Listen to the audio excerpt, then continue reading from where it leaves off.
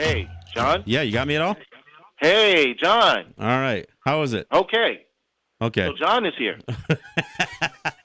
Hey, John. Well, that was fun. Shawnee's here. I hear you guys. I've been listening to you guys right along. You guys do a great show. You know that. Oh, thank you. Thanks for tuning in every week. All right. Well, I want to apologize for technical difficulty. This is obviously it's tough to do this kind of show remotely, and although Reggie, you and I did pull this off in week 1 of the shutdown. I gotta recount this a little bit because I know some of the people who are listening right now got a chance to listen to us the Thursday of the shutdown, and it was an odd thing because. What I told you was I was going to do a show one way or the other because I stream the show on Facebook Live and that kind of thing. Right. So I was going to do the show no matter what. You joined me. I put it up as my podcast, and the folks who pulled the plug on WBAI decided to air that show, and they aired it 4 times. So they kind of put me into a camp that made it sound like I was providing content for them to just air, which was really not the case. But I got to tell you, I'm a little grateful that the New York listening audience was able to at least catch that show because, frankly, that was the last locally produced show that WBAI aired before the shutdown. Who knew, right? Who knew? Oh, man. It really cracks me up, that particular program where we were pretty candid and honest about everything. Sure. Everything. And they chose that show? Yeah, I know. Still, clearly, they were not listening. No, I think they were so desperate to try to kind of cover their tracks and put some local programming up. That's really what that was all about. But yeah. Hey, look, my plan was for us to go to calls almost immediately. So, and I know my good friend Donna Fan Boyle is trying to call in. Do you have anybody lighting up your lines yet, there, Reggie? Just making sure that Shawnee is here and now you're here, and so I haven't gotten a chance to start monitoring the calls. So, but I do see some calls, and while you talk, I'll just get them set. See if you can ready. And I'd like to lead off with Donna if you can single her out, just because I can't reach out to her. But go ahead and you check out the calls. In the meantime, Shawnee and I will kick some stuff around. There was a lot that took place over the last month. And Shawnee, I know you mentioned a bunch of these things. We came out of that Columbus Day, and of course, Donald Trump made it very, very clear that he was slamming the notion of anybody referring to the Columbus Day as an Indigenous Peoples Day, which we would expect no less than that. The interesting thing was, and I know you mentioned this, every president, and actually almost going back to Nixon, but with a couple of exceptions in there, every president of the United States certainly for the last 20 years has did some sort of executive order proclaiming November to be Native American Heritage Month. And now, and I gotta be clear here, Trump did too, but he buried it in a White House proclamation thing. He never made a public announcement. It's just buried. And what he did do, though, is he stepped up and says, well, we're going to proclaim, the only public statement he made is that we're going to proclaim that November is Founding Fathers Month, which is almost the antithesis of recognizing Native Heritage Month. And, having said all that, I do have to say, I'm not one of these guys that gets all wrapped up with holidays. I mean, frankly, I have more of a problem with October 11th or the first Monday or second Monday of October being called Columbus Day than really whether they call it Indigenous Peoples Day or not. I'm not a big one on holidays or special months. And in fact, as you know, I pretty much refer to our special month, somewhat sarcastically. So, but the idea, and so, I mean, the outrage that a lot of the Native people said, oh, he didn't give us our due. Frankly, coming from Donald Trump, I would just assume I would rather he not even done anything, because it's a bit of a debacle when Donald Trump pretends that he gives I know that he couldn't care less about Native heritage or Native history or any of that stuff. Well, it also seems particularly shady, and I'm just like, what's the context that you're going out of your way to call pride to the founding fathers? Is that like, what are you so salty with us about? I don't know if it was like his failed casino attempt or whatever he had, but it just doesn't. It just seems weird. He's wasting energy on that. Well, I mean, it's like his, trying to treat the name Pocahontas as a insult to Elizabeth Warren. But I feel like that's almost giving him too much credit. Like, he doesn't even understand why that's offensive. He's just dumb. Well, it's only offensive because of his use of it. I mean, and what he's trying to do with it. I mean, but you're right. I mean, the guy is not. I don't know. I don't think he plays with a full deck. Enough. Yeah, I mean, but I also don't try to give him too much credit for being witty or in any way, trying to. Sure. I mean, he really is just the fumbler in chief. I mean, and that's really about all you can say about that. But I did a couple of really good shows from back here. I did one on genocide because I don't think people fully understand the definition of genocide. And one of the things that I talked about was that the genocide. By the way, John, just to give you a heads up, Donna's ready. But okay, ahead. I'll go right to her right after this. Sure. Yeah, the thing about genocide was that word was not coined for us. It was coined, like so many other things, for white people. But when you look at the definition of it, it sounds like they were specifically talking about all of the atrocities that were committed against Native people. That was a really good show, and I do want to encourage people. Look, I do my shows as podcasts. I stream them as Facebook Live videos, but I also put it up on YouTube. And so if you search "Let's Talk Native" with John Kane podcast, you can find my New York shows and my shows back here from Seneca territory listed on your favorite podcast platform. You can also go to my YouTube channel, which is Let's Talk Native TV, and you can watch videos of not only this show, but the show in New York, or my show back here, I should say, and short form videos. I did a really, really good video on Columbus, Columbus in his own words, which got some pretty good play. It's actually my most viewed video I've got so far. I got to give props to Jake Proud, who is who really did the yeoman's work on putting that video together. I just sat in front of the camera, so but I encourage people to go to my YouTube channel, which is Let's Talk Native TV. Check out the videos. Got a great one on Ruth Bader Ginsburg and the Doctrine of Discovery, but all of these shows there as well. So I felt like in the absence and not knowing. Certainly the status of WBAI over the last month, it's important that people realize that we still do have platforms to get information out there. None greater than WBAI, but we're still going to do that. If any month, this is the month to go find Native artists to listen to, talking about how, all of the issues, all current events, how it impacts Native communities. Sure. All right, plenty of options out there. Let's go right to the calls. I know we got Don on the line, and we'll try to rattle through. We're going to try to do as many calls in this 2 hour. I'm calling it a special 2 hour, but I don't know. We may be 2 hours for a while here, so we'll see how that goes. But I do want to bring on our good friend Donna Fanboyle. Donna, thanks for joining us and welcoming us back, I guess. Yeah, it's great that you guys are back, and especially for 2 hours. It's awesome. Hey, Donna. So glad to hear from you. Well, Donna, you've got news coming from what you've been battling with Neshaminy.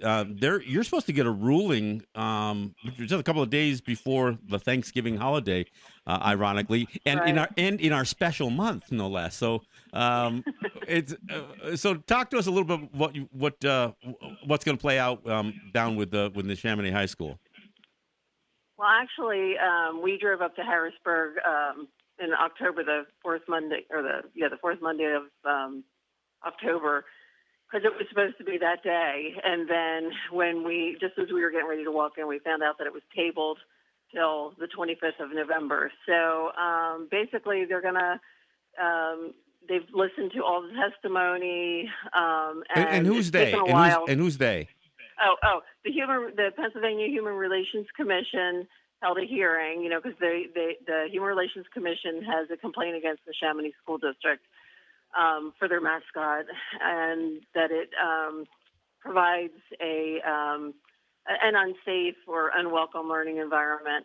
And so we had our hearing in January, and we had lots of testimony.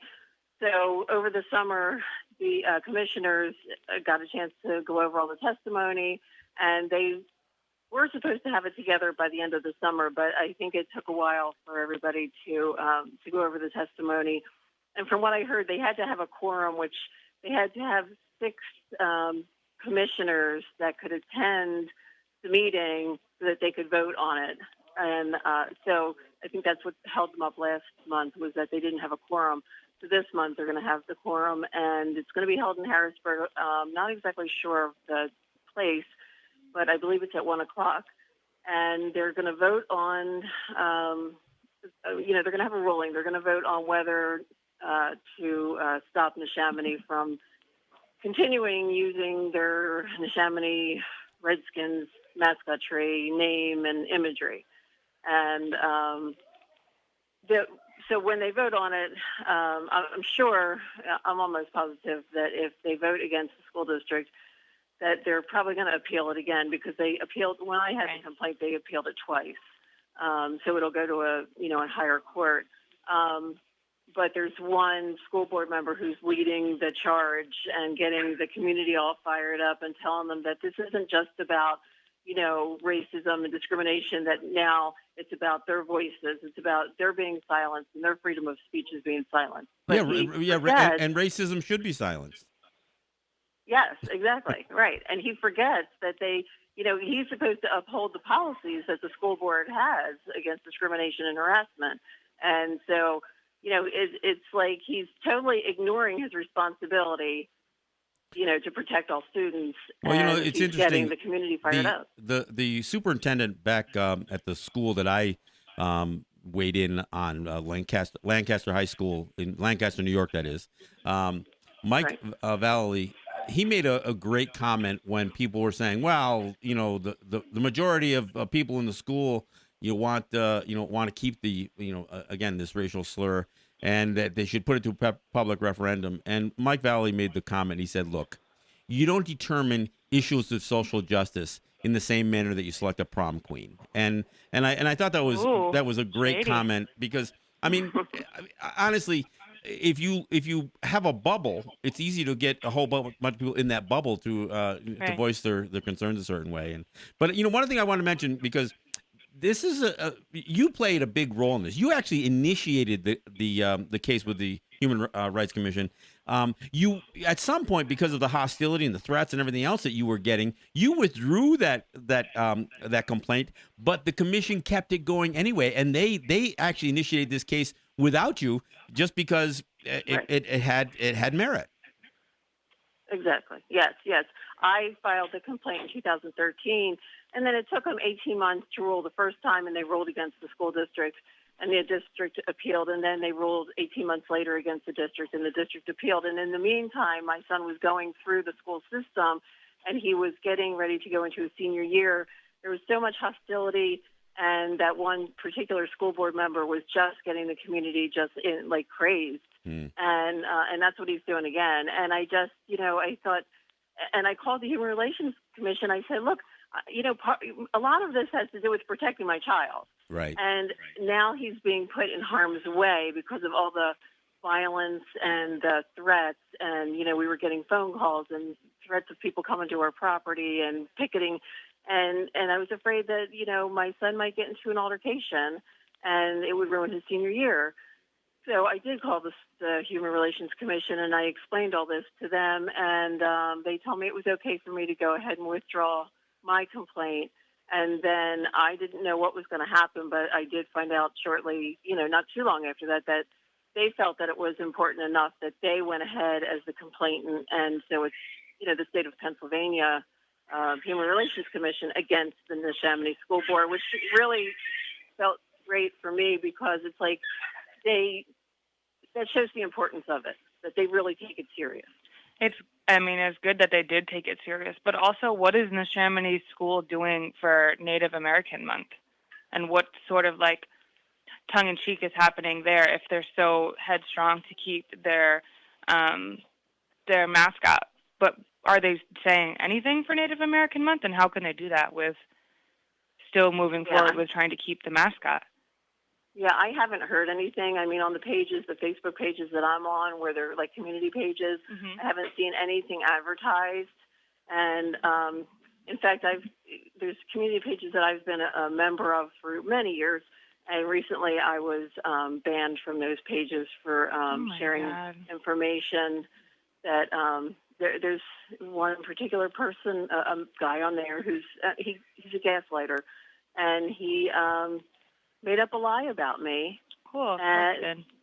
Yeah, I mean, a terrible lie to where I had to go to the police and talk to them about it because I didn't want people thinking these things about me. And he refused to work along with the police, and he refused to give the evidence because there is no evidence. Right. You know, there's no evidence that I did what he said I did. And so he's refusing to, but he banned me from the community page. And then that page opened another page just so that you can discuss the mascot issue. So in other words, and there was a teacher that was on the original page, and he says, okay, first it got, put on the back of the bus because you could only talk about it on this one thread, and now it's kicked totally off the bus. And I thought that was really cool that it was like, it was a minority issue that now they don't want to deal with. Well, Donna, I got to tell you, I think the work that you've done on this thing has been great. And I know it's not without, an awful lot of stress and an awful lot of, stuff that you have to go through living in that community. So, I mean, I've got to applaud the work that you're doing. And, I'm hoping I can make it down to Harrisburg when this hearing happens. It would be really, really absurd considering that that November is traditionally, designated to, for some acknowledgement of Native people, that if these guys push this ruling off to November, to rule in favor of the school. I find that very doubtful. And to answer your question, Shawnee, I'm sure that they're still dressing up and making a mockery of Native people like they do every other month, as well as on our special month. So, Don, yeah. I wonder how are the teachers going to say anything? How are you going to defend this month and talk about this month, and yet you still have to deal with I'm sure students are not happy. I mean, you said students clearly are not happy. So if they're not happy, then why aren't you listening to your students also? Yeah. Right. And actually, it's funny because the person who was running this other page where we're allowed to talk about the mascot issue, she actually, she messages me, and she's, minority also. And she said that she's been taking this information to some of the students, and there's less, like at the football games and the sports games, there's less dressing up. Oh, there's good. less face paint. There's less of that. But I wanted her to realize that doesn't mean because they stopped that it's okay for them to keep the mascot tree going. Oh, right. Because we shouldn't be policing it all the time to make sure that it doesn't start up again, because it will. Yeah. Well, Don, I want to thank you for joining us. That's not our job. We're gonna go off for a little bit of a break and come right back with more calls. So again, folks, if you want to join the program, it's 212-209-2877. Get yourself on the stack, and we'll entertain your calls. We're going to have to hold on for a break for just a minute. Oh, okay, Reggie's still coming right back. The other thing I do want to say, look, one of the things that WBAI has been faced with has been financial issues, and look, we do have to come up with other solutions other than the length of our fund drives. But again, I got to put a call to the listeners. You need to support WBAI. Otherwise, you obviously, when we say that that there's always the threat that we could lose our station, that could not be more apparent than it has been over the last month. So, pledge line's open. You can go to the pledge line 516-620-3602.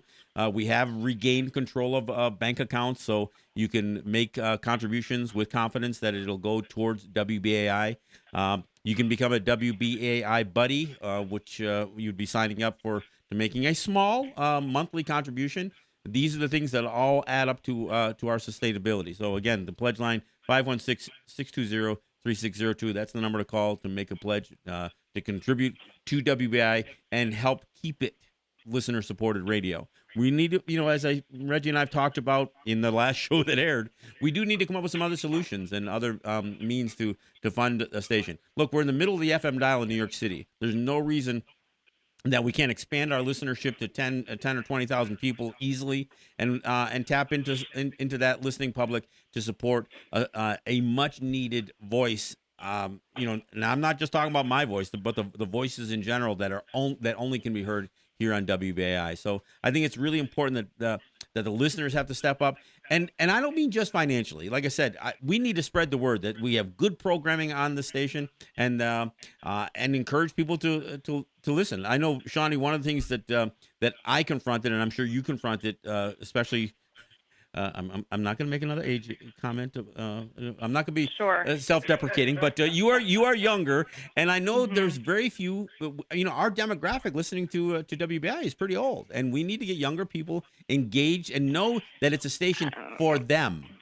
I mean, we've had this conversation. I've had this conversation with my friends.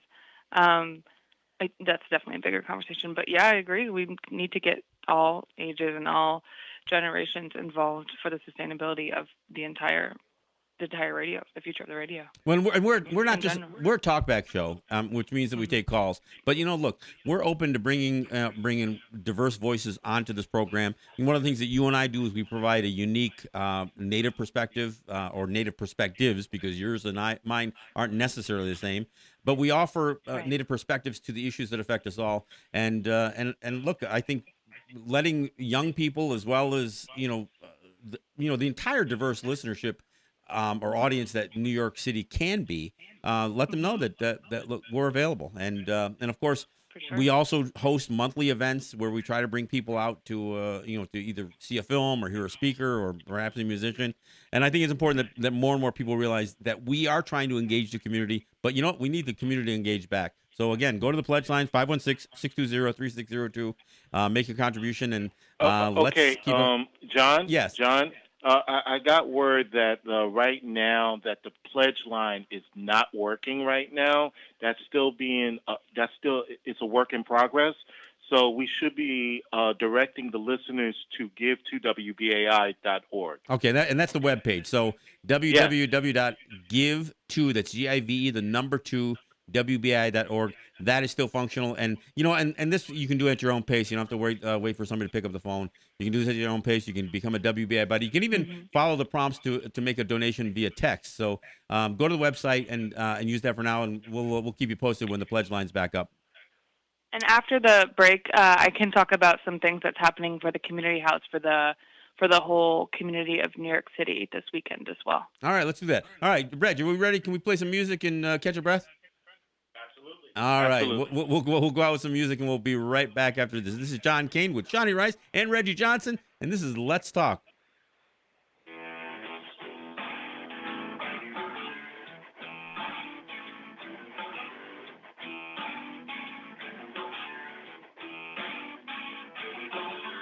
I'm loving the water, seems so calm to me.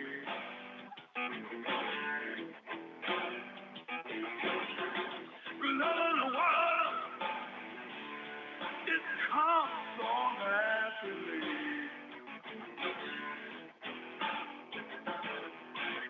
It's a gift from my mother.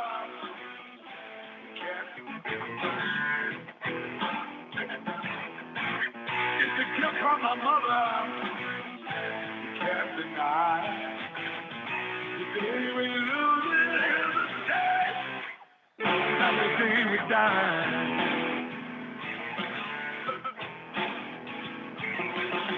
No more sense of death. It should have never been.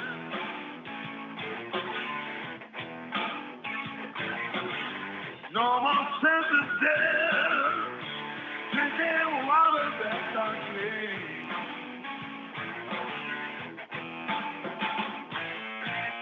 If you feel right, all humanity. The party world and more money. Not to breathe.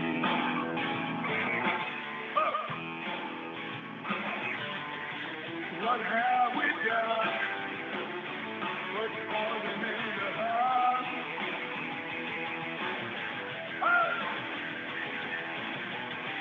What have we done to our children's future?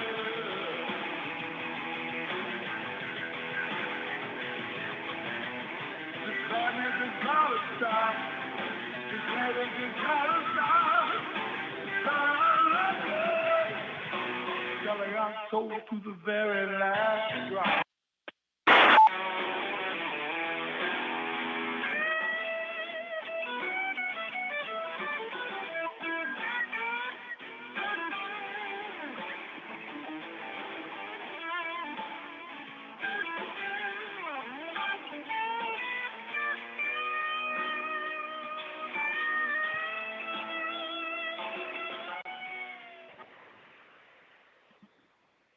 All right. Hey, Hello, and welcome back. all right, we're back.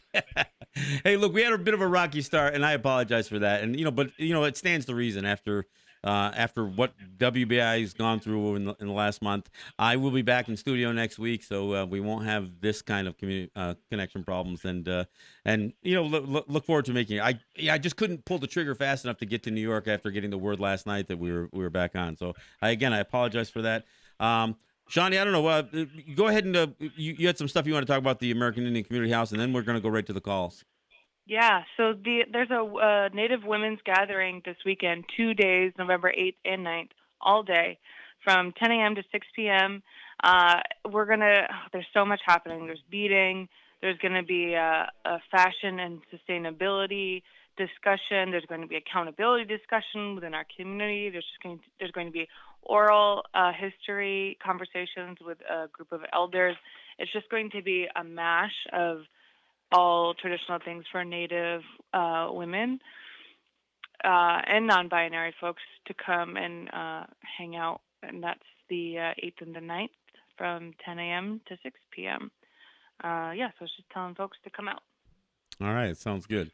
All right, let's. I know that there's got to be, and I listened to the program earlier, and I know there are people chomping at the bit to weigh in.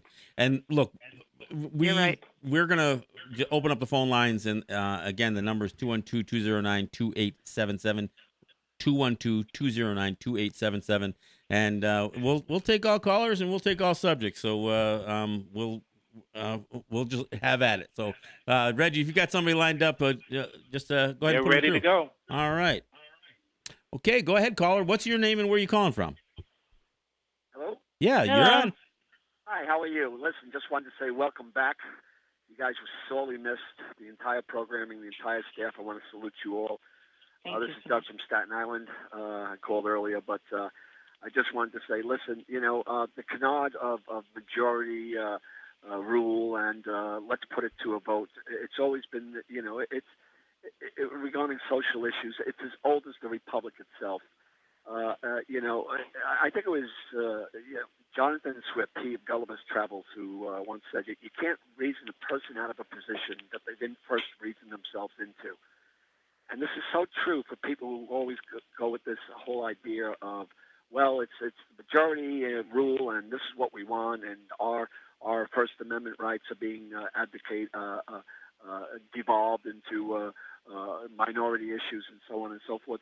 If you actually have read the Constitution and the Federalist Papers, as I've done over the many years, I'm an older gentleman, the whole Constitution, when you boil it down, it's to make sure that the majority doesn't overwhelm the minority.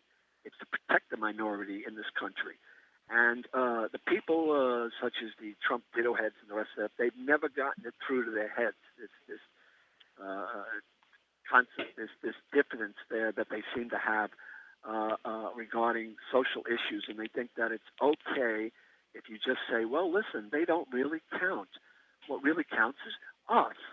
And that's the whole idea of this argument that goes on eternally, turning tables on people, getting us to fight with each other, getting the whole idea of this rights to say and do whatever you want, as long as you have majority support. It's a canard, and it needs to be held to its full extension of light, that people can see that, listen, when you look at it and you really study it, the emperor has no clothes. And, I'm glad you brought up the comments you did, because one of the things, that even with this notion that Trump wants to honor the founding fathers, I think it's important to remember, as much as I have issues with every one of them, from Washington through Jefferson and even Franklin and those guys, they did not advocate democracy. They did not advocate for majority rule. And in fact, as you said, much of the language of the Constitution and the language of the founding fathers was to make sure that that the majority would not run roughshod over everything from the national treasury to human rights. So yeah, you're absolutely right. And for the first 100 years of the United States, they never talked about the United States being a democracy. That's something that came, basically more out of the Cold War era and that kind of stuff. democracy Yeah. versus communism. It was many of the founding fathers decried the whole idea, the whole notion of democracy, because you would have again an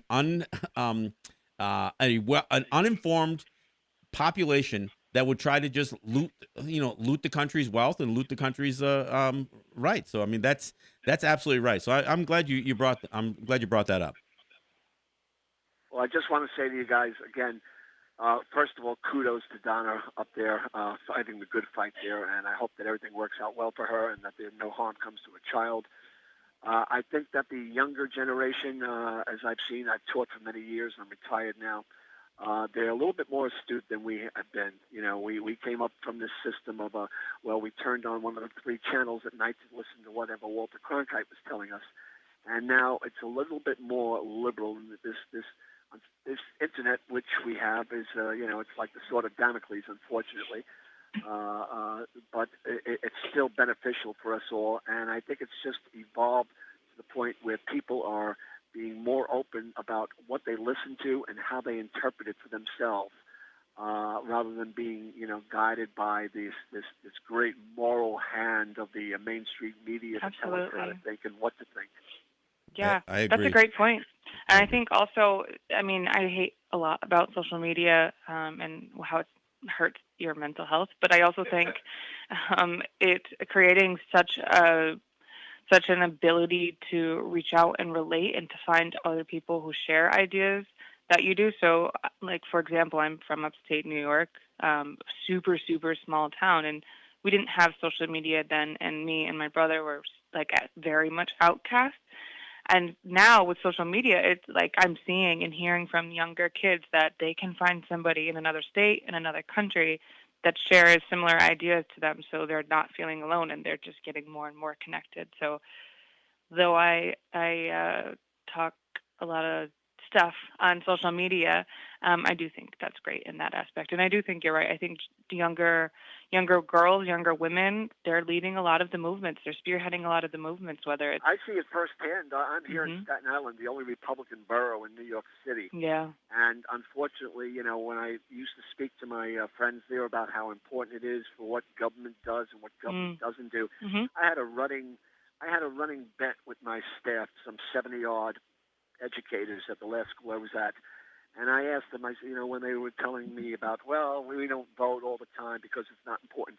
I said, I'll tell you what, you show me 1 second of one day, 365 a year, where government's action or inaction doesn't affect us, and I will treat the entire school to a pizza party. Yeah. For 8 years running, they would come up with their various thoughts and notions and statements, and I would always disprove them wrong. Right. It's very important. And even I see here with the kids now, the adults, unfortunately, it's like, it reminds me of an early 3rd grade class that I taught that, you'd say something to them and they'd run around the schoolyard with their hands in their ears going, la, la, la, I can't hear you, I can't hear you. The kids are not like that. They're a little bit more open. They're a little bit more accepting. Yep. And they're just that, what happens with a lot of kids, they aren't exposed to it. Yeah. I early worked with physically challenged and developmentally disabled children. Yeah. And I came into a school that didn't have this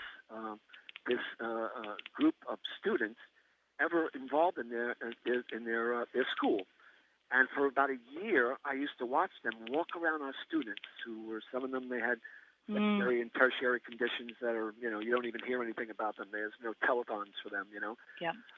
And they would look at them as something strange. So one day I took our leading child, a little kid that was half the size of what he should be, couldn't speak, couldn't see, and couldn't walk without a walker. A little darling of a kid. And what I did was, walking into the lunchroom, I deliberately moved his walker to bump into one of the students. And they all moved back horrified. And they went, oh, we're sorry.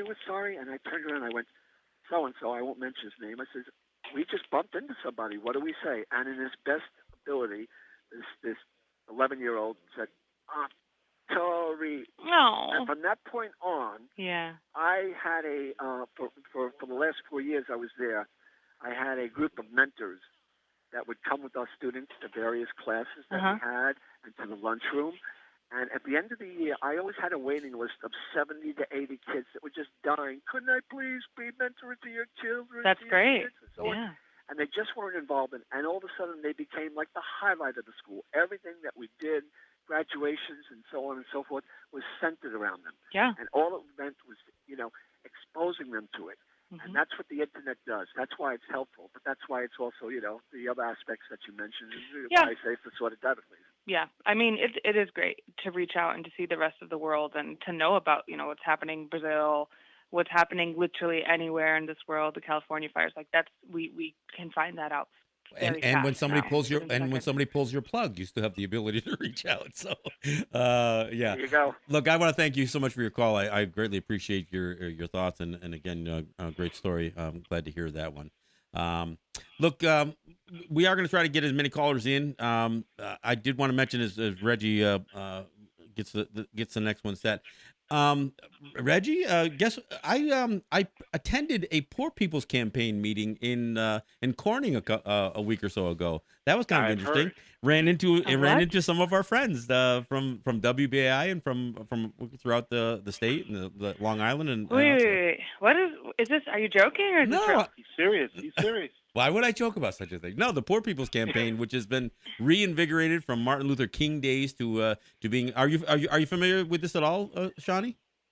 No, I thought it was a joke. I don't understand what you're talking about. No, it's this whole effort to stomp out poverty. It's a movement that has a strong base right there in Brooklyn and in New York. And in fact, but you were upstate. I traveled with a Seneca friend of mine, and we went down to Corning, New York, where they had like a 2 or 3 day event there, and ran into Gerald and some other folks that I know from the Commons, and was able to give a presentation and talk about Native issues and that kind of stuff. So yeah, it was an opportunity. Wait. Corning is down from you? Yeah, Corning is closer to New York. I'm about as far away. I'm farther away than even your hometowns. So, yeah, but isn't Corning near Ithaca? Yeah. I was just about to say that. Yeah. It's near Ithaca. Yeah, it's on the southern tier of New York. So it's about. I don't know that side of New York. That's not my side.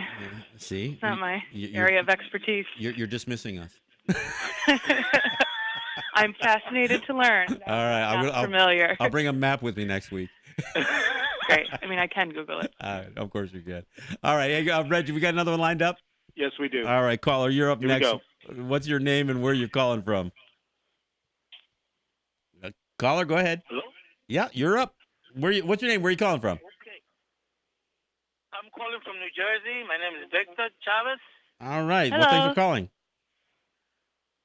What's on your mind? Okay, I'm not sure if it's me or if it's somebody else on the line. No, it's all you. It's all you. Oh, okay, okay. Yes, I wanted to talk about a few topics, but one of them is things you relate to Native American issues. I was wondering if you had any kind of program set up to talk about the prevention of the extermination of natives in the American continent. Because what I'm seeing is, in South America especially, that in Chile, they're killing natives. In Colombia, they're killing natives. In Brazil, they're killing natives. Yeah. And it wasn't happening in Ecuador, but now it's happening because I don't know if you know, about a month ago, there was a big riot. It took 11 days. The people came out to talk about against the government. And the movement wasn't strong enough. But when the Indians, the natives came down from the mountains, they came down in very large, and that really changed the outcome of the riots, the protests. But as you know, some leaders were corrupt, and they made deals with the government. and this the manifestations stopped. But now they're talking about arresting the leaders of the Indian movements. Are you talking They're specifically afraid about Brazil? No, What happened he's in ta- he's Brazil? ta- he's talking Ecuador This is here. what happened in Ecuador. Oh, Yeah, okay. I mean, look. Now that we're back and we can actually get into these issues on a weekly basis, this is some of the stuff that we will talk about. In South America, there's no question that many of the conflicts that exist, whether you're talking about Venezuela, Colombia, Mhm. Brazil, Ecuador, even again, Evo Morales is facing a lot of pushback in Bolivia. These conflicts are right along racial lines, and what you'll see is the more European centric, and oftentimes whiter, folks in wealthier people in those countries are are just diametrically opposed to the people of color, the native people in particular, and there is a an insurgency almost developing from the native communities in pushing back against this capitalism, this exploitation of land and resources. And so that's what you're seeing. And in Ecuador, you're absolutely right. What started out to be somewhat of a protest didn't really gain momentum until the native people from Ecuador really stepped up in a big way. And of course, we do see it in the news. I mean, look, even the burning of the rainforest in Bolivia, that was intentionally set to drive out indigenous peoples. Uh, and of course, any of the environmental issues that we're faced with, the people who are almost inherently the stewards of much of these lands are the native people, and it's the pushback from people who are trying to make a buck, who are trying to expand capitalism and globalism Yeah. on these native people. So I appreciate the call, but no, this is a topic that we will continue to not just monitor but talk about on our program, and try to bring some guests in to talk about it as well. Definitely. I mean, these are a lot of topics that I know that my friends are rallying around. And also, John, I don't know if you saw, by the way, but there's a really great DJ named Rio Bamba, and you know who she is? Yeah, she's Oh been. yeah, I'm connected. Oh, you are connected. Yeah, she has been organizing to DJ these raves in front of the ICE headquarters in New York City. And she brings a lot of people of color, a lot of Native folks from all over to speak in front of their offices, which is amazing. Did you hear about that? Yeah, yes, I have heard about that. Yeah, Oh, yeah. My yeah. dear old DJ friend. Well, and look, I also want to give a shout out to my friend Jeremiah Hosea, who set up an event for me at Verso Books down in Bumbo, while we were off the air, and I got a chance to meet up with Tony Blackman, who is phenomenal, and get a chance to speak to a bunch of folks there. It's not an area of Brooklyn that I'm not familiar with, or very familiar with, so it was great to do that. So I want to give some props back out to Kazembe and to Jeremiah for allowing me to be a part of what they plan to do as a series. So again, more people reaching out across diverse groups trying to raise these social justice issues, and I think it's great. Look, we're at the top of the hour. Reggie, can we cue up a song and go out just for a couple of We minutes have. and come right back? Sure. All right. Sure, no problem. The number, if you're not on a stack to join us, again, I encourage you to do so. The number is 212-209-2877. That's the number to call to be a part of Let's Talk with John Kane and Shawnee Rice. We'll be right back after this.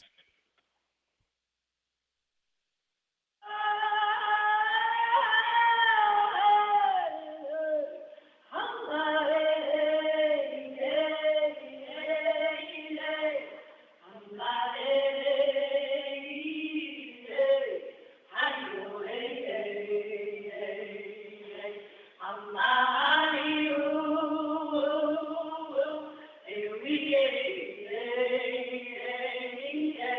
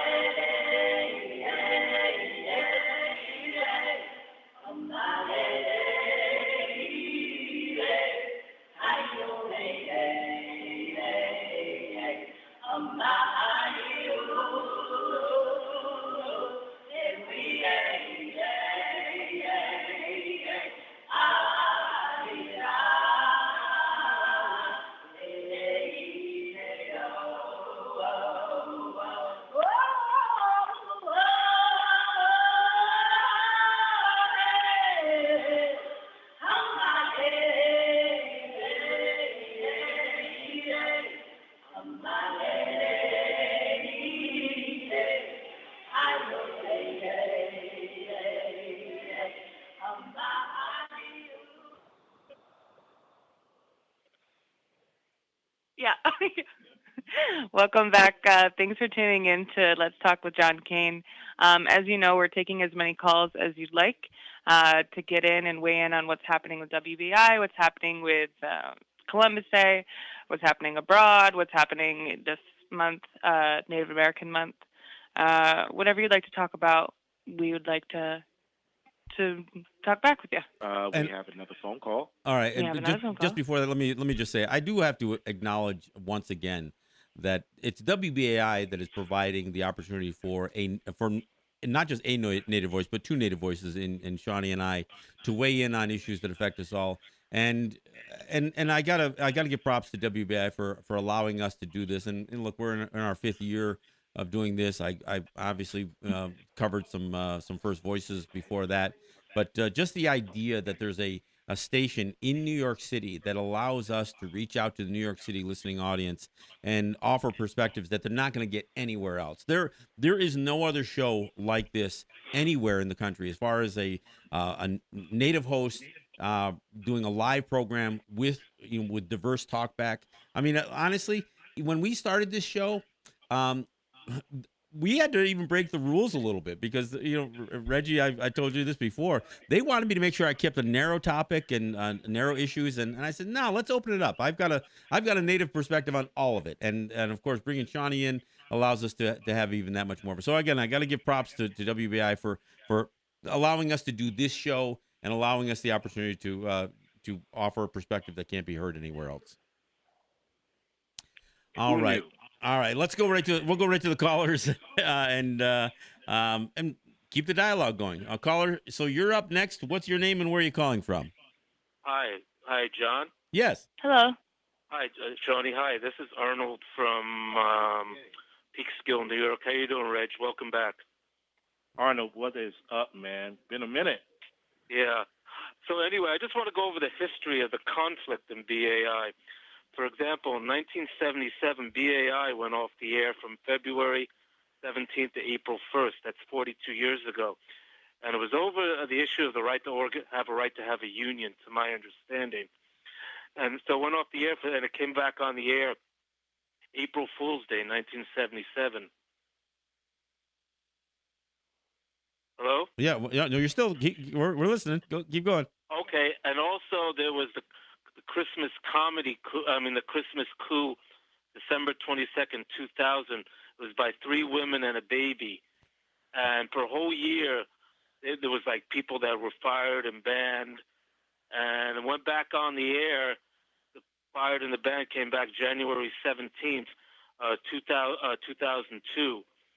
So this is nothing new. They've had this before.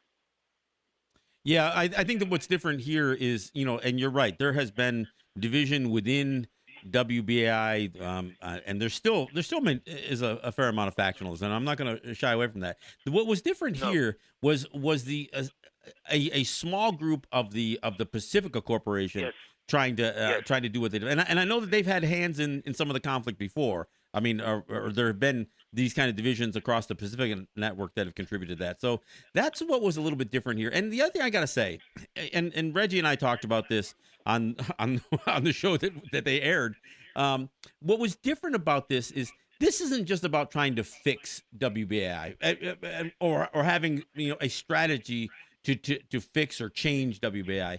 The idea of going into the WBAI studios and dismantling some of the studio, telling the landlord that they no longer needed the space. This is about stopping the ability for WBAI to produce local programming. So this wasn't just an attack on a few programs. This was saying, no, we're not going to allow New York programming to exist in a WBAI studio. That's what was a little bit different about this, and this was where I had the biggest issue and what took place there. And to add on to what you just said, John, and I know you was about to say something, Arnold. I just wanted to add on to this is that this whole notion about rebuilding and refurbishing and relying on WBAI, that didn't come into play until there was a pushback from the listeners and really underestimated the listener's response. And for that matter, the opposition did some noticeable flubs. One of those flubs in particular was is that they didn't realize that the operational staff is unionized. They just assumed that they was just straight up people. There was just individuals that were hired individually. Right. No, we were in a union, and That's right. and one of the major flubs on their part was is that they did not do their homework on that, and so because of all this backtrack, all of a sudden the narrative is always was about okay, we have no intentions of selling the station, where clearly all evidence show otherwise. It just shows that not only that you would shut down the local operations of the station, which was at 388 Atlantic Avenue, That's right. and you wanted to maintain and pipe in material that was coming from other parts of the country at the transmitter, and and the only reason why you're doing that was making sure that you didn't violate the FCC regulations of holding a license and not have anything airing. And they hijacked my show, the one that you and I did, Reggie, as one of some of the filler they tried to put in there, which was crazy all by itself. So no, Reggie, you absolutely nailed it with a lot of that, and I think it's important that people realize that look. There is going to be some changes to WBAI going forward. It's inevitable. I mean, some of the problems that have been historically wrong with WBAI continue, but you can't just pull the plug and think you're going to pump and pipe in content from California or wherever. And I think that's the biggest issue. Look, we don't know in the overall scheme of things when we try to weigh out what is the good programming, what is the great programming, what is the marginalized programming. Look, maybe WBAI continues without Let's Talk. I mean, I certainly hope not. I think we bring something to the table. But I do know that what has existed as the status quo for many years, but what has really become more unsettling as of late can't continue. So we'll see what happens. But I think people can expect there's going to be some changes, and hopefully those changes are positive and it expands listenership. It expands our reach out to other types of media platforms, including. Look, I stream video of the show every week, and I'm even doing it now, even though I'm doing it from my studio here in Seneca territory. I think we have to expand our use of some of the other digital media, the other social media as a means to not just provide content that is more available, but to bring people back to tuning in the FM radio. Well, that's also what we were talking about earlier, is bringing in a younger audience. I think if you're Exactly. not doing that, then you're just missing out on a whole audience. You need to. Because I've talked to young people, and they don't have a clue about WBAI. They don't, and I know a lot of activists my age and younger who have no idea about WBAI. And I told them this is they've been around almost 60 years of listener supported. Mm-hmm. Now their parents and grandparents may know, but right. they don't have a clue. Right. Yeah, that's exactly right. I talk to them about BAI. They look like, and they give them the expression, I come from another planet. Yep. Well, and the thing is, we have to avail this station to them. And right now, they have no ownership. They have no stake in this thing. And, and even we can tell them how edgy we are, and we can tell them how progressive we are. But if we're not reaching out to them, if we're not providing them with the opportunity, and look, I'll say it right now, our door's open. We'd love to have some young people join us on our program. Absolutely. Right. Okay, John. Well, thank you so much, All Arnold. the best, Reggie. All the best, dude. Thank Bye-bye. you. It is great to hear from you. That great call, and a good. Again, we're not going to shy away from the issues that we're still facing. But whatever took place on October 7th was not an attempt to fix the problems. It was something drastic, and it was also pulled off by a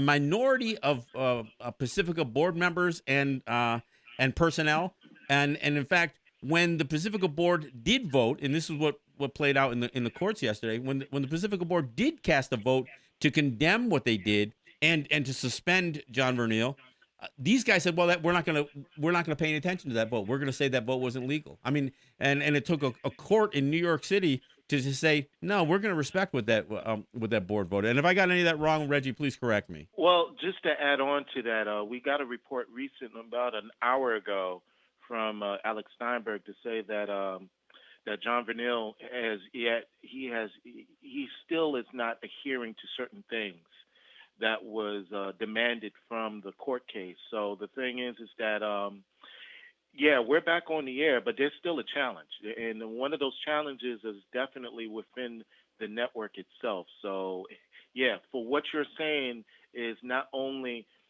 the past month, but still ongoing. Yeah. We're still going through some stuff. Yeah, and again, the best way is for listeners to support the station. I was glad to hear so many people showed up at the courthouses and some of the rallies and that kind of stuff. But look, we need your listenership. We need your sponsorship. But we need you to spread the word. People have to know that this station is available to the minority, to the voices that are not heard by the mainstream media. And look, there's a lot of chatter. There's a lot of radio stations and NPR. People would like to assume the NPR gets it right, but they don't get it right. I mean, I just listened to a whole piece, the other day about trying to defend a case for nationalism, and right out of the gate, one of the guests on the program, dismissed indigenous people. He said there were no. He said when the host suggested that there were nations that existed here before white people came, oh no, they weren't nations, they were tribes. I mean, dismissed right out of the gate, and that's on NPR, and it got left unchallenged, and that's what we're not going to allow with WBAI, and we're certainly not going to allow that with this show. And that comes from the so-called allies, from the so-called progressive liberal network of NPR, huh? Right. All right, let's go back to a caller. Caller, we've got to have another guy on the line. Not yet. We still need callers. All right, for those people who want to talk on the air and share your thoughts with Shawnee and John, you could call at this number, 212-209-2877. I got to get used to saying that number. I haven't said that number in about a month, but I'm going to say it right now. 212-209-2877. This is Let's Talk with John Kane and Shawnee Rice. And I am here. I'm Reggie. Yeah, I'm here. Reggie, you and I, and this is the other thing I got to tell people. We were going to do this show with callers, regardless of whether we were back on the air. We were going to attempt to do this just via Facebook and podcast. So the only live listeners were going to be listening to us on Facebook. We were going to attempt this regardless of whether we were back on the air. So we still had the lines up. Yeah, so exactly. So that was the plan anyway. So I mean, we're really grateful to be able to be broadcasting across the FM signal 99.5 in New York City, and of course getting the stream back. And again, you can find the show streaming live on Facebook. We will post this video. In spite of the 15 minutes of chaos in the beginning of the show, we'll post the video up on the YouTube channel. And look, we're gonna try to get some normalcy back. I will be back in studio next week, and of course we're coming into the quote unquote holiday season, so we will probably do some special programming and that kind of stuff along the way to accommodate schedules and that kind of thing. But look for thank God you just put the number out, because we just lit up the whole bank of callers within seconds as soon as we put it out. Well, I'm glad the listeners are out there. Hey, I also want to mention again that if you want to contribute to WBAI, our pledge line is still not quite functional. We got a full bank of calls, all right, John and Shawnee. So all right, so if you want to contribute to WBAI, you got to do it online. You can go to give2wbai.org. That's GIVE, the number 2, WBAI.org, and you can follow whatever prompts, whether you want to make a one-time contribution, whether you want to become a WBAI buddy, or if you want to make a contribution via text. You can follow all the prompts on that page and make a contribution to WBAI. So I wanted to throw that out there. All right, let's go right to our callers. Caller, you're up next. What's your name? Where are you calling from? Hi, is this me? Yeah, it's you. Hi, Shawnee. Hi, John. Hi. Hey, Reggie. It's Rachel Barr calling. Hey, Rachel. Good to hear from you. Hi. Hey, John. Good to have you back. Rachel, what's up? What's up? Congratulations. It's good to be back on the air, where we should never have been dismissed from. There's a lot of struggle ahead. We have to still deal with some people. But the listeners are with you, and we're working to continue to keep the station local and keep it back.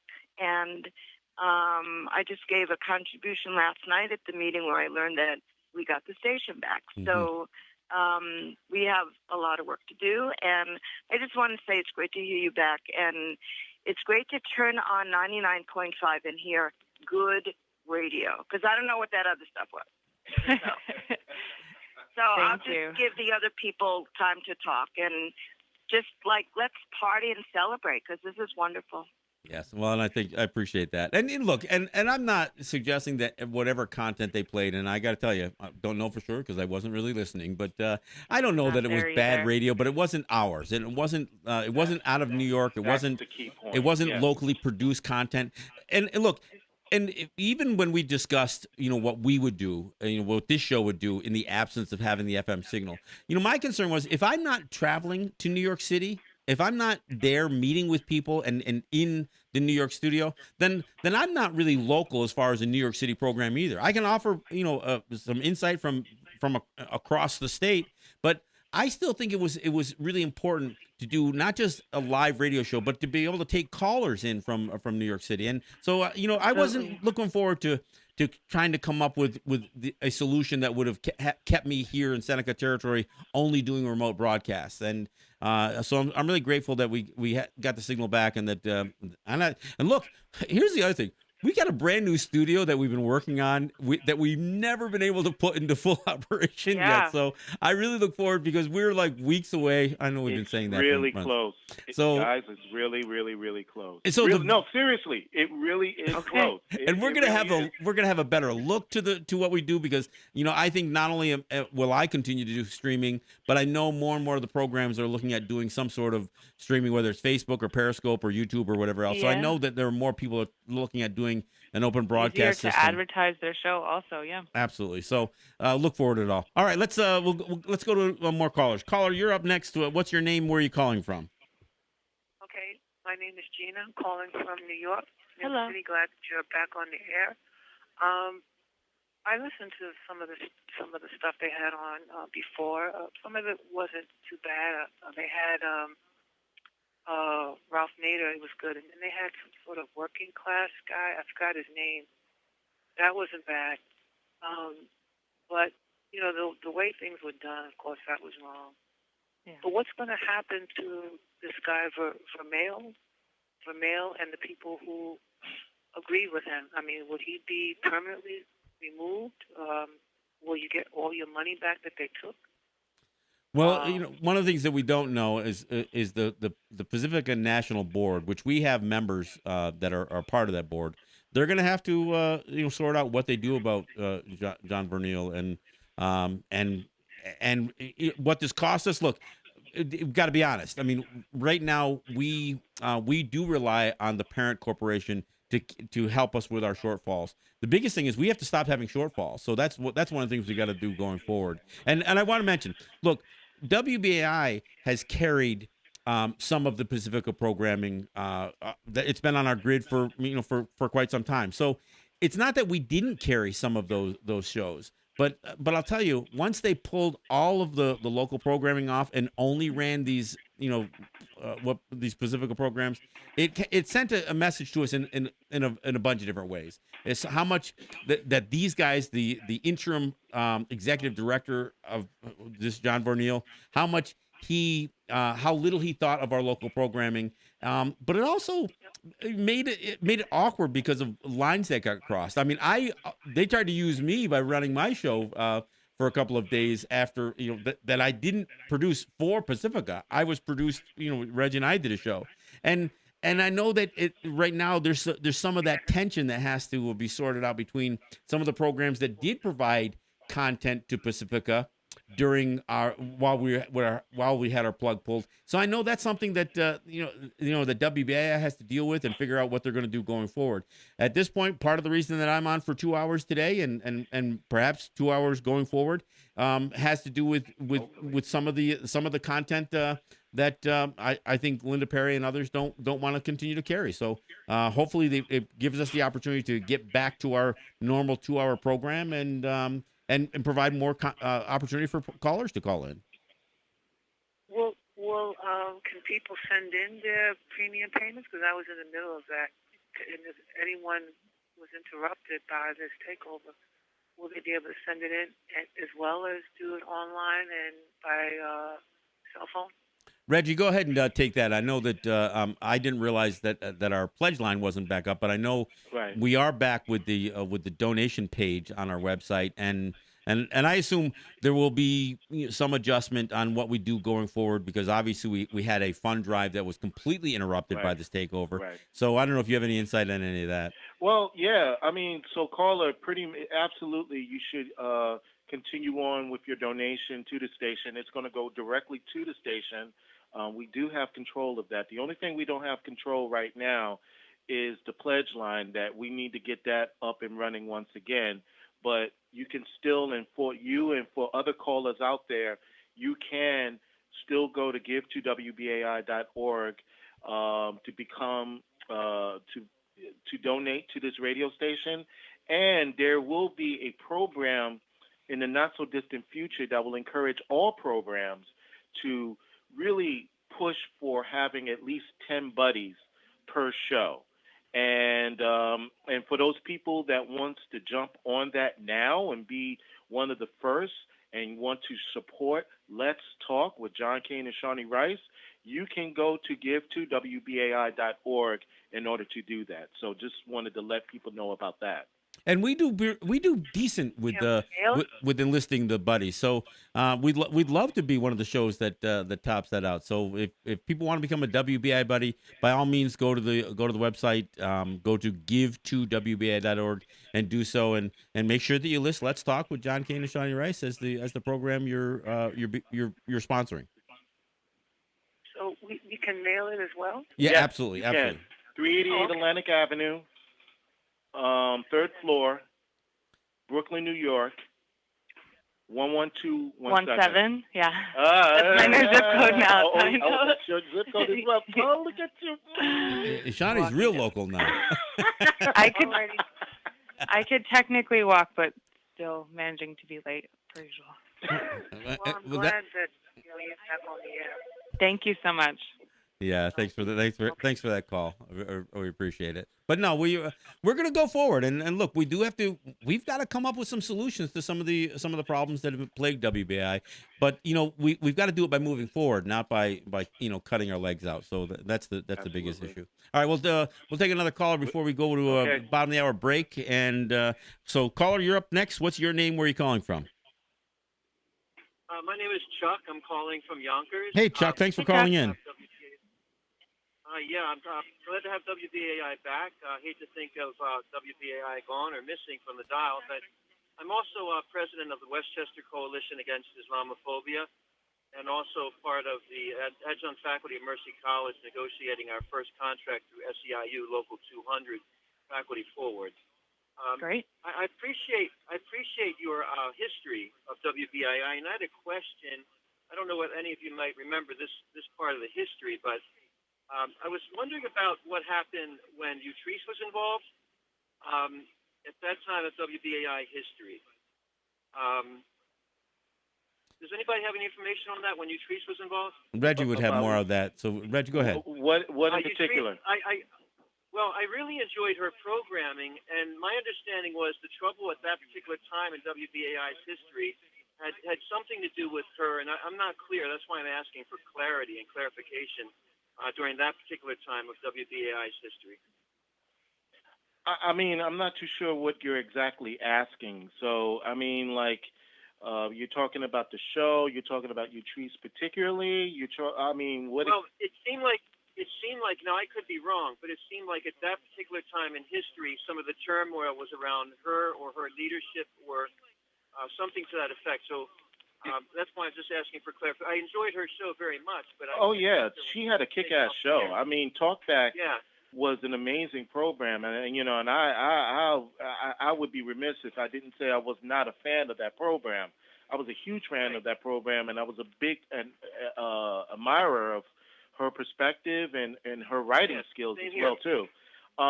Basically, what happened to say that it was Utrice and only Utrice was the problem, that would be extremely unfair. It was part of a bigger situation, and it really is something that harkens back to the most recent takeover of this station that we have just experienced.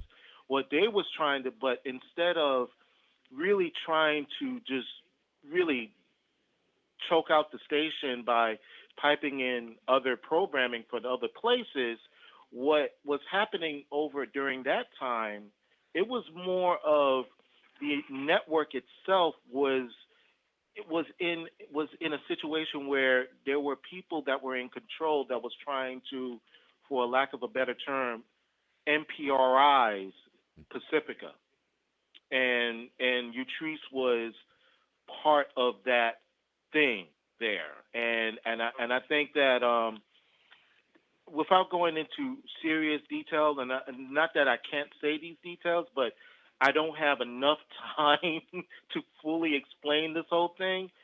But what I can say is that it was extremely awkward. It was extremely difficult. It was there was a lot of players that were involved with this and that was moving, and there wasn't a clear-cut answer to any of the things that has happened during that time. Almost similar to what is happening right now. Well, there's also been, the periods of time where obviously staff was significantly cut. I mean, I don't know if people can realize that the majority of what you hear on WBAI when we're producing our own shows are volunteer staff. Coming out of again a very, very tumultuous time. Most of the staff was let go. We've operated this station with a very skeletal crew of ops people, of management and engineers. And for the most part, most of the programming is not. We are not paid producers. And again, I may be a little exceptional because I travel 8.5 hours to do a show on WBAI, but there are a lot of people who put a lot of time and effort in to produce the programming that we have, who are not compensated whatsoever. So when we are asking for people to contribute or to sponsor a show, look, we're saying sponsor Let's Talk with John Kane and Shawnee Rice, but we're saying donate to WBAI and make a mention that this is one of the shows that encourages you to do so, because we aren't paid staff, and we're just trying to provide content. And for me personally, I'm just very appreciative to have the opportunity to share a Native perspective, tell some of the history that people are incredibly unfamiliar with, and offer, oftentimes offer a perspective, that isn't shared. One of the things we get into this debate sometimes, that I do personally, over things like voting. And for me, the biggest issue that I have with voting is that people think that that's the only thing they need to do. And I think one of the things that we try to do with WBAI across the board, regardless how you feel about voting, is you need to be engaged in your community. WBAI is one of those ways that you can become engaged in your community, because it's a platform for dialogue and conversation. So, I think that's something that I want to make sure that people, put a proper emphasis on. Regardless of how you feel about the candidates that are up for election, locally or statewide or nationally, we all have a role to play in what happens in our communities. First, what's most close and dear to us, but beyond that, we all can play a role in shaping what happens. And look, I think some of the sentiment that came out when WBAI went through it, what it's just gone through, shows the power that people really can possess. Is Tioxin Gosewar still on the station? Yes, he is. Oh, great. Yeah, I think he's on a Tuesday night, I think is when his show Tuesday airs. at 7 p.m. Right. Okay, well, thanks for that information. I really loved Utrice's show, and I wish something like that would be to come back. It was a great show. Right. I agree. Okay, thanks. All right, thanks for that call. All right, we'll take a break, go out with another tune, and we'll come back and we'll run some calls right through the last half hour of the show. This is John Kane with Shawnee Rice, and this is Let's Talk. We'll take a break and be right back.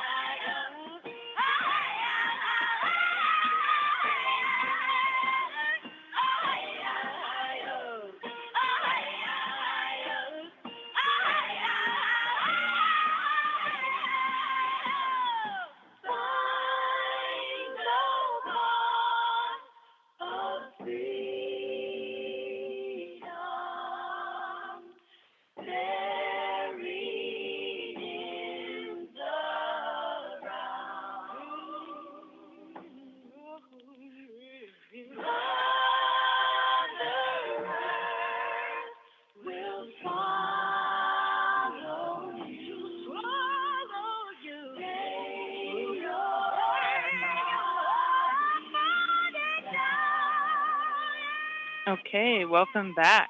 We're playing a lot of Pure Fay from Eulalie. Lately, earlier we had, oh my gosh, how am I blanking? Murray Porter. Murray Porter.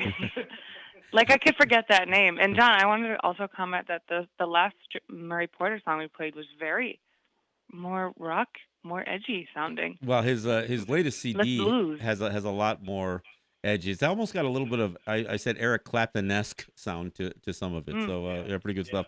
Hey, on a note with Eulalie, Pure Fay was featured prominently in the film Rumble, the Indians that rocked the world, which is a real tribute to the contribution that Native people have played in all genres, not just rock, but all genres of what is considered American music.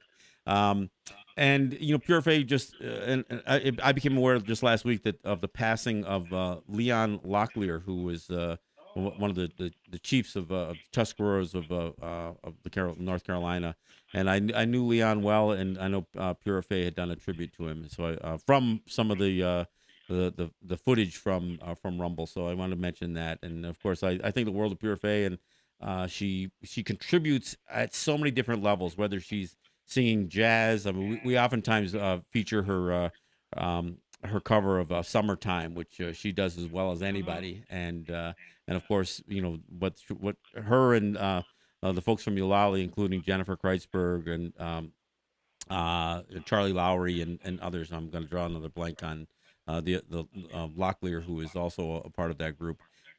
Just great stuff from those guys. So I want to give that a shout out and a mention. Also, shout out to Pure Fay for personally approving a sample that I used from Eulalie I made my first track ever.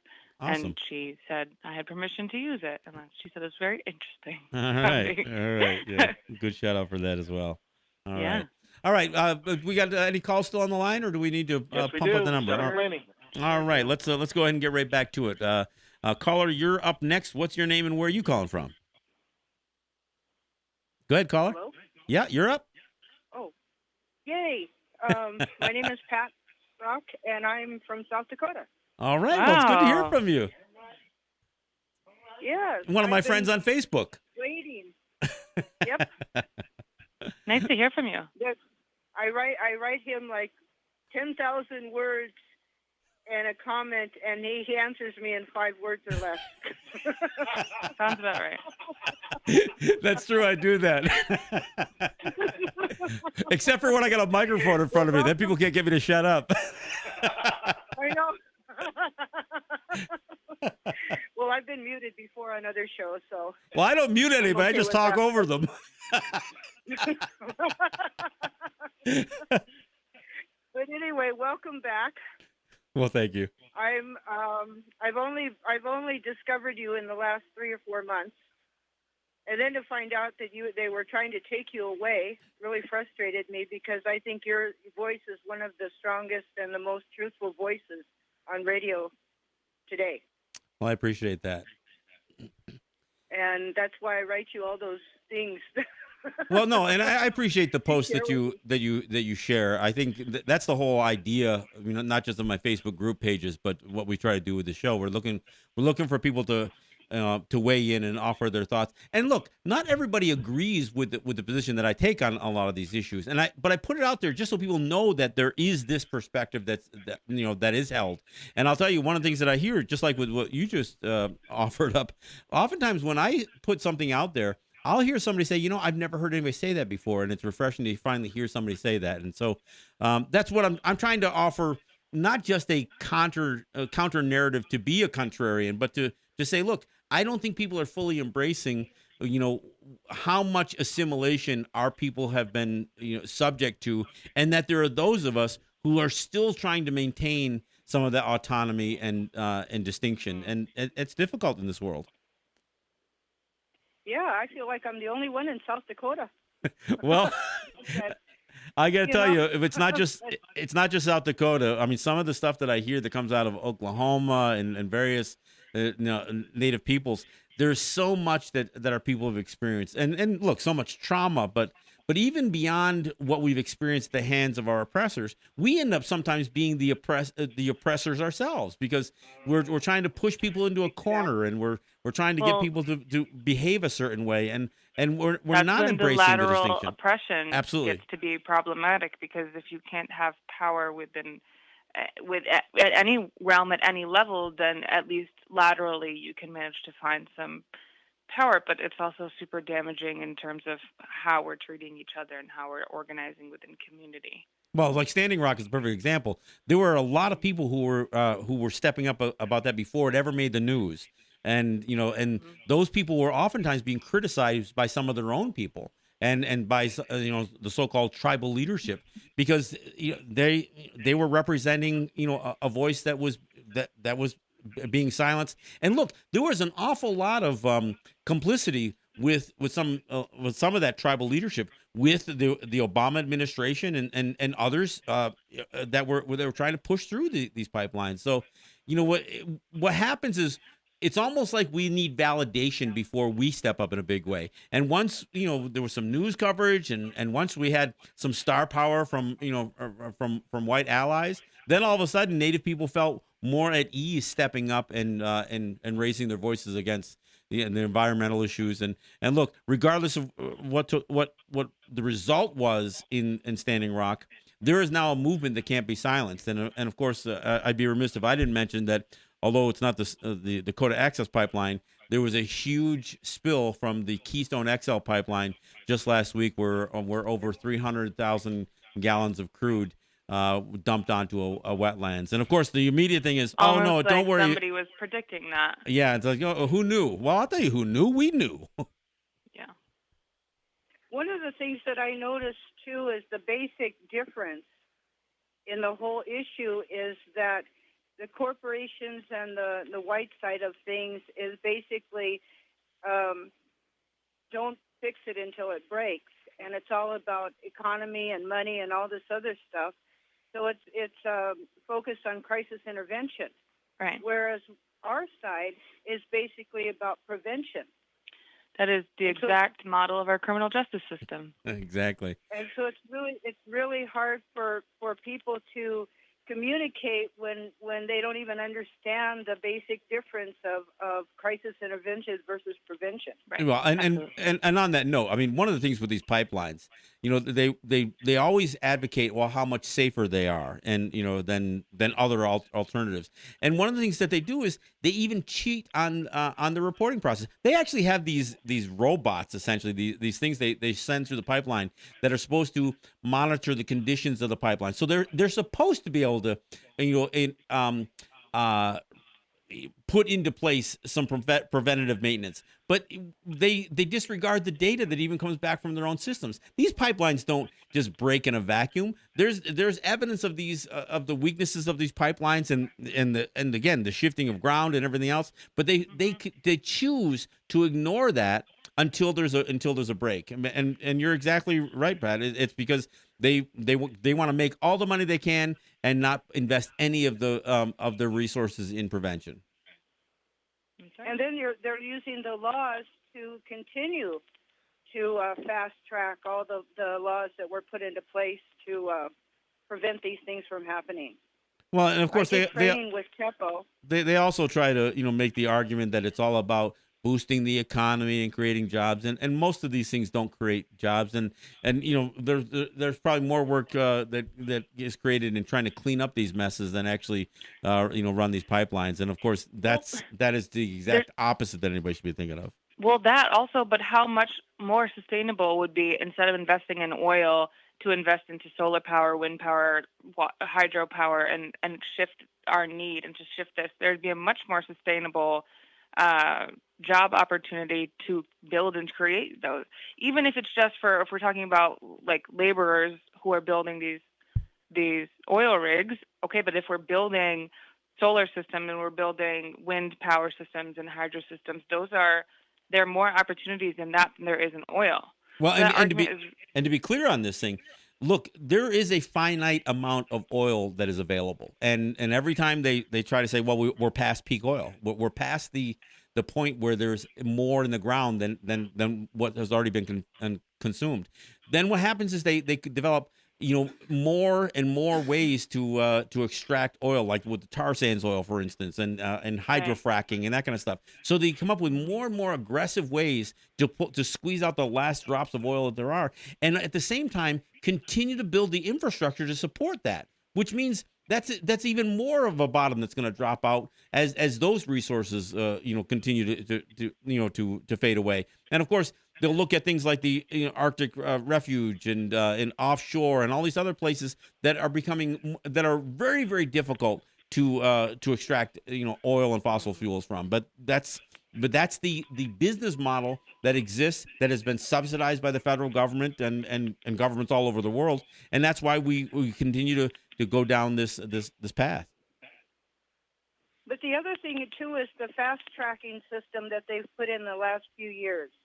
And that fast tracking system is about jumping over all of these laws where first you got to go out there and survey the land to make sure there's no sacred sites or anything. And then you have to have monitors there. And when they dig down, and that we have the right to say, nope, you can't do this anymore. And Obama administration was responsible for some of that as well. The other thing that involves that fast tracking is the idea of only doing environmental reviews of pieces of it. Instead of saying, well, what's the overall environmental impact going to be of a pipeline? They'll try to do pieces of it, and then they'll start to build those things, and then they'll claim, well, the environmental impact of not finishing it is more significant than what they're doing going forward. So I think the whole way that this fast tracking isn't just about the approval process, but it's about segmenting it so they can build pieces of it and then say, well, we've already built it, so we've got to continue it. I have a question, John. Go ahead. Have any of your elders talked about that the government only controls the top 12 inches of your land? Well, things are a little different out here than in other places. One of the things that most people don't realize is that through a tremendous amount of fraud and manipulation, many territories, the federal government claims that they are holding those lands for Native people. So they're considered held in trust by the federal government. See, out here, the Seneca Nation and the Haudenosaunee, we actually own the original title to the land. It's never been one of these things where they transferred it to the federal government. And this came out of the allotment process, the Dawes Act, and all that other stuff. So there was this huge manipulation about how land is held. And our lands out here are not held in trust by the federal government. We actually own it outright. And I think that becomes a bit of a problem. And I think this is one of the ways that the federal government has been able to assert jurisdictional controls and be the ones to create the environmental regulations associated with the land, because they're saying, well, we're holding it in trust for Native people. So, but you're right. In one of the things, in a perfect example of this is when you looked at what the Osage did when they were moved from their ancestral lands to Oklahoma. They made sure that they acquired the full rights to the land, and not just the plow's death, but down lower than that. And that's how the Osage at the turn of the century, the 20th century, they were the wealthiest people in by some estimates, the wealthiest people on the planet, because oil was discovered and they had full rights to that oil, the oil that was discovered on their lands. And of course, that resulted in what we know now as the Osage murders, where white people were trying to steal their head rights by marrying into a family, actually having children with Osage people, so they could control the head rights to those oil wells that came even from children. I mean, it is the most egregious example premeditated murder and manipulation of a people, and that's illustrated in the book Killers of the Flower Moon. But you're right. We don't assert in the ways that we should our controls, and when we do. And I got to tell you, I go back to listening to guys like Brian Clattersby, who was at the time the president of the National Congress of the American Indian. I remember him saying that the U.S. energy or that native lands represent 20% of U.S. energy resources. Just the idea that he was characterizing the energy resources on our land as a percentage of the U.S. energy resources was part of the problem. That's like putting the for sale sign out. But that top 12 inches is what is considered the trust land, and everything under the 12 inches still belongs to us.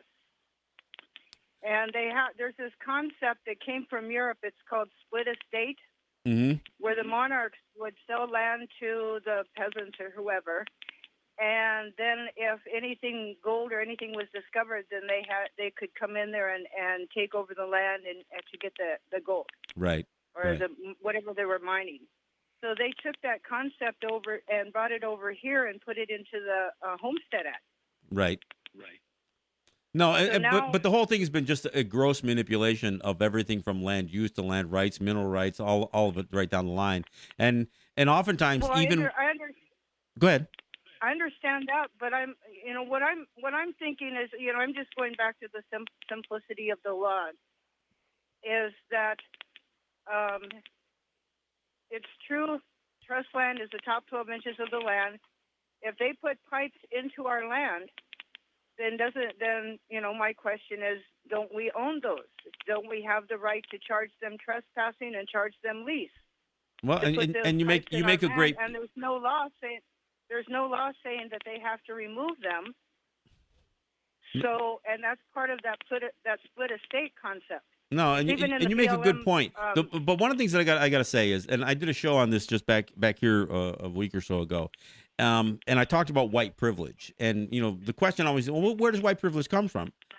Well, and where it comes from is that every foundational document of the United States was written by white people for white people, and so when we try to use the laws that they wrote for them, there's oftentimes a major legal battle that ensues. So, so whether you're talking about, black people, fighting against slavery, of course the slavery was wrong. If you look at what white people wrote about, life, liberty, and the pursuit of happiness, and all men are created equal, all that stuff, they meant all white people. So even what you're talking about, the split estate issue, they never dreamed that we would use it against them. And so this is the difficulty for one thing, our own people wrapping their heads around utilizing these things.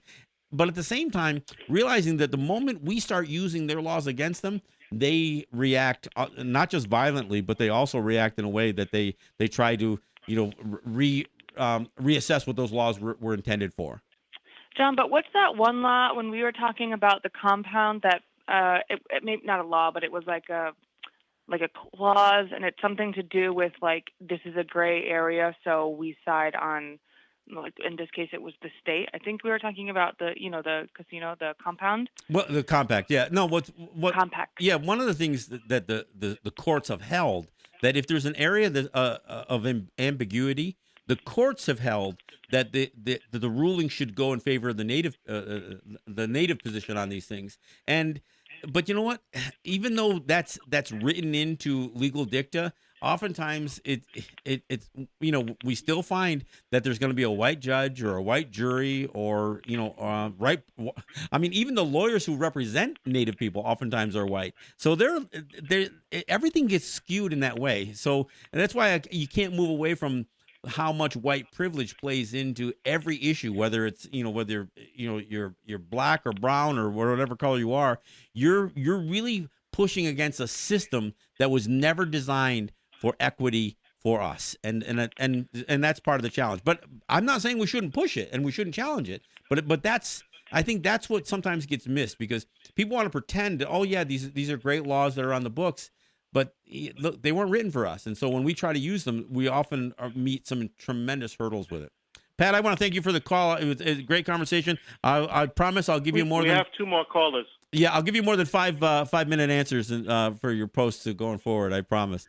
All right, let's try to 5 word. well, let's try to cram a couple of calls through. Caller, you're up next. What's your name? Where are you calling from? Go ahead, caller. Yes, my name's Warren. I'm from Jersey. Hey, Warren. Thanks for calling. How you doing? Listen, first of all, it's so good to hear you guys' voices. You know, Shawnee and Johnny. Thank you. It's like really great to hear you back on again. I've been pacing around the house for the whole month, yelling at the radio, what's going on and stuff. You know. I had a question. Pacifica is generally kind of thought to be like anti-corporate, sort of, and I know your station definitely has that tone to it, and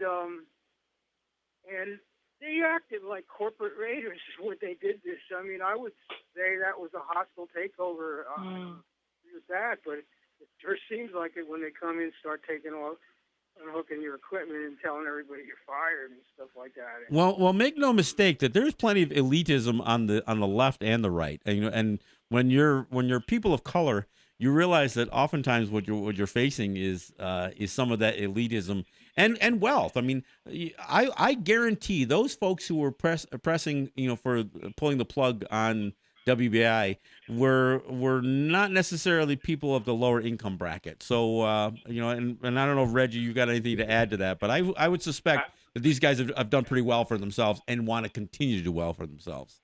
In this case, John, you definitely can speak for me on this one. But no, you're right. These guys did act like corporate raiders, and they did. I mean, their strategy was not something that Pacifica as a corporation, not-for-profit corporation, should ever be proud of. And that's why I think they're going to have to face the music with their own Pacifica National Board, because the board that voted to suspend John Verneal and to restore WBAI, look, they recognize that we have issues, but they also absolutely condemned what this group from Pacifica did, and by no means did they represent the corporation as a whole. Yeah, I can see that after listening to you guys all, you know, since you've been back on today. I can see that it was a splinter group that did this. Right. And they obviously were out to take you guys down. It's like, wow. Well, and as Reggie alluded to earlier, make no mistake about it, an FM license in the middle of the FM dial in New York City has a value. And, you know, for those who don't really care about programming from New York, and the four other stations are not in New York. I mean, two of them are in California, one in Houston and one in Washington. And I'm not saying that they were all stacked against us, but when you think about as a corporation with 5 stations, if you could dump one of them for somewhere between $15 and $30 million, you know, they could buy a lot of space with that, you know, especially financial space with those resources. And I don't think there's any question that that's been one of the discussions that's happened among some of those folks, especially from the West Coast. So, but no, I appreciate the call, and you know, we're gonna fight this back, but we need folks like you. We need listener supported, you know, sponsorship. We need. And look, those of you who make the phone calls and come out to our events, we need to show and demonstrate what New York is about when it comes to holding on to something that is ours, and so we appreciate that. Warren, thanks for the call. I appreciate it. All right, we got one more call, so let's try to get one more call before the chase is out of here. Caller, you're up next. What's your name and where are you calling from? Hello. Go ahead, caller. Oh, I'm so pleased. It's just wonderful to hear you on the radio today. I've been almost still with Pacifica across America. It was like elevator music. It was sterile and it was horrible. And I was bereft. I was bereft, and I learned so much from you, John. Just this call, 2 calls ago, the woman from South Dakota. Mm-hmm. I learned so much hearing these conversations and these interactions, and I agree with you that once minority people start to use the law to their own advantage, the majority just changes the rules. Yep, that's what happens. They just change the rules. I want to say about WBAI. It's one of the things that's so valuable are the small niche programs. Yeah. That it allows for creativity.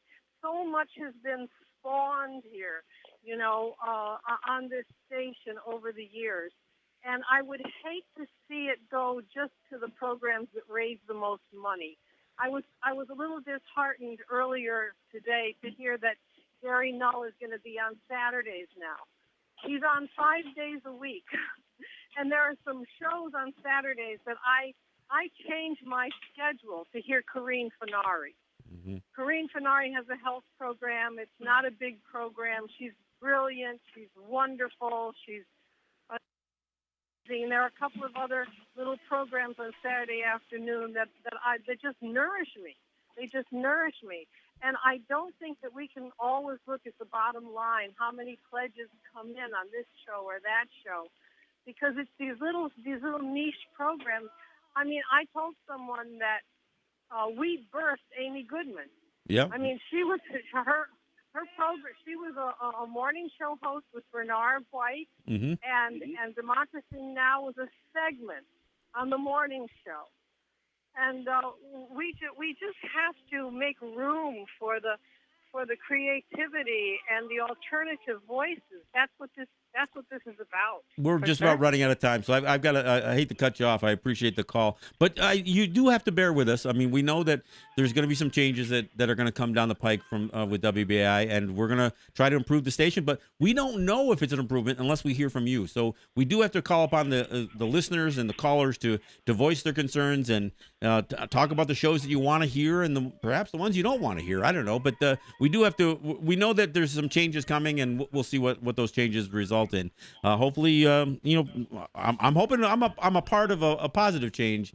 Maybe we'll stick with our 2 hours. I'll advocate for that all day. So, Shawnee, I want to thank you for coming in just last minute, and Reggie, sure. I want to thank you for assisting us with this kind of a strange broadcast. Yeah. And I'll see you next week. Anna. Oh no.